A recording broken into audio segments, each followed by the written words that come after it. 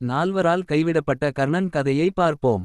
முதலில் அம்மா அரியா பருவத்தில் பெற்றெடுத்ததால் சமூகத்திற்கு பயந்து யமுனை ஆற்றில் குழந்தையை கூடையில் வைத்து ஒழுக்கி விடுகிறாள்.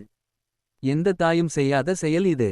கல்யாணமாகாமல் பெற்றால் நாடும் வீடும் ஏற்றுக்கொள்ளாது. அம்மா குந்திக்கு இந்த நியாயம். அப்பா சூரியதேவன் குந்திக்கு குழந்தையை கொடுத்து விட்டு திரும்பி கூட பார்க்கவில்லை. அப்பாவின் நியாயம் இது. மாதா பிதா குரு தெய்வம் முதல் 2 பேர் இப்படி. குரு பரசுராமனிடம் பிராமணன் என்று பொய் சொல்லி படித்ததால் நீ படித்தது மறந்து போகுமென்று சாபம் கொடுத்தார். குருவின் நியாயம் இது. கர்ணன் க்ஷத்ரியன் பிராமணன் என்று பொய் சொன்னதால் வந்தவினை இது. அடுத்தது தெய்வம். நமக்கு கை கொடுக்க வேண்டியது தெய்வத்தின் கடமை. அந்த தெய்வமே சூழ்ச்சி செய்து கர்ணனை வீழ்த்தியது. இதுதான் தெய்வத்தின் நியாயம். அதர்மம் பக்கம் சேர்ந்ததால் வந்த வினை இது. இவ்வளவு சோகம் இருந்தாலும் கர்ணனுக்கு அடையாளம் கொடுத்தது துரியோதனன் தான். கெட்டவன் ஆனாலும் அவனிடம் நல்ல குணங்களும் இருந்தன.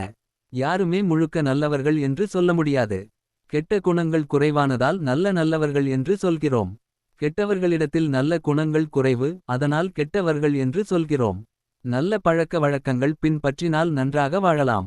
இறக்கும் போது கூட இன்னொரு பிறவி இருந்தால் இல்லை என்று சொல்லாத மனம் வேண்டும் என்று கேட்ட கர்ணன் அர்ஜுனனை விட சிறந்தவன் தான். நால்வர் கைவிட்டாலும் ஐந்தாமனாக துரியோதனன் கை கொடுக்கிறான்.